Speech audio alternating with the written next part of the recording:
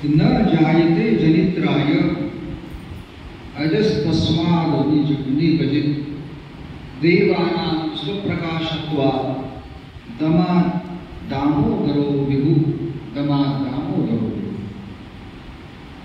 भगवान श्री कृष्ण दामोदर जे नाव आहे जसं माता यशोदेने ज्याच्या उदरावर दामदोरी बांधण्याचा प्रयत्न केला, दाम म्हणजे दोरी, उदर म्हणजे पोट, पोटावरती दोरी बांधण्याचा प्रयत्न करणारी, उकळाला बांधण्याचा प्रयत्न करणारी माता यशोदा, त्यावरून तर दामोदर नाव आहे।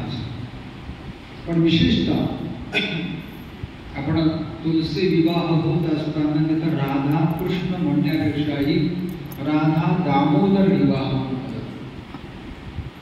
राधा दामोदर विवाह, तर तिथं राधा कृष्ण विवाह बऱ्याच जणांना हेच कळत नाही की राधा कृष्ण लग्न झाले ते आपल्या लग्नाच्या भाषेत पाहतात, म्हणजे आमचं लग्न झालं तसं त्यांचं लग्न झालं का? हे प्रतिकात्मक गोष्टी ज्या आहेत माणसाला शिकवण्याच्या दृष्टीने राधा कृष्ण, राधा दामोदर, राधा ही आत्मशक्ती आहे, जो सगळ्यांचा आत्मा आहे त्याची ती शक्ती तिला आत्मशक्ती असं म्हणतात। की आत्मा तु राधिकास्तस्य तयैव रमणादसो, भागवताचं स्कंद पुराणातलं महात्म्य त्यात उद्धवांनी त्याचा अर्थ सांगितला आहे। उद्धवांनी सांगितलं परीक्षित राजाला सुद्धा की राधा म्हणजे श्रीकृष्णांचं आत्मरूप आत्मशक्ती आहे।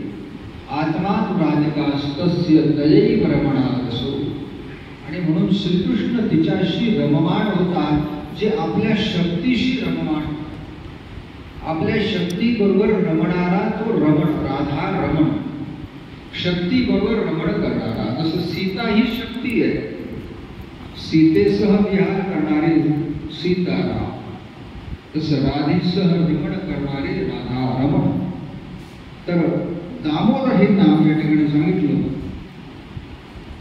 की न जायते जनित्राय, पहिला मुद्दा असा की ज्याला कोणी जन्म देत नाही,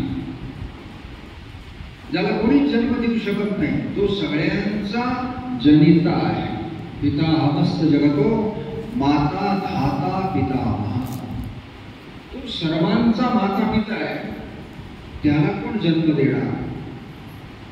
भगवंताला जन्म देणार, म्हणून तर तुकोबाराय सांगतात की अनंत ब्रह्मांडे वगैरे हरिया बाळकनंदागरी नवल केवळे केवळे न कळे कानोबाचे थोडे, जो विश्वव्यापक कमळापती त्याचे गवळणकडे येते, पृथ्वी जेणे तृप्त केली त्याचे यशोदा भोजन घाल, असा तो परमात्मा आहे। त्याला जन्माला देवकी त्याची माता होते, कौसल्या त्याची माता होते, अनसुया त्याची माता होते, हे पण एक कोडच आहे। सगळ्यांना जन्माला घालणारा, त्याला कोणीतरी जन्माला घालताय, हे एक न गणनागत कोड आहे। असं कसं काय शक्य आहे? न जायते जनित्राय, जो जन्माला येत नाही, जन्म त्याला घेण्याची गरज नाही, आणि अजस्तस्मात्, म्हणून तर त्याला अज म्हणतात। अज ज्याला जन्म, अ म्हणजे नाही, ज म्हणजे जन्म, जन्म घेण्याची आवश्यकता, अजन्मा माझे अजत्वे जन्मणे अक्रियताची कर्म करणे, हे विवेकी जो जाणे, जो जे जाणतो तोच मुक्त आहे। ज्ञानेश्वर माऊली सांगतात गीतेतल्या 4थ्या अध्यायातील या 7व्या श्लोकावरती टीका करताना लिहिताना की अजोपि सन अव्ययात्मा भूतानां ईश्वरोपि सन प्रकृतिं स्वामधिष्ठाय संभवामि आत्ममायया। मी जन्माला येतच नाही, जन्म घेण्याची गरज नाही, अजापि, मला जन्म घेण्याची आवश्यकता। अजस्तस्मात् गतिपजित, शिवाय देवानां स्वप्रकाशत्वात्, जसं आहे की हे सगळे ग्रह आहेत ते सगळे सूर्याच्या प्रकाशाने प्रकाशित होतात.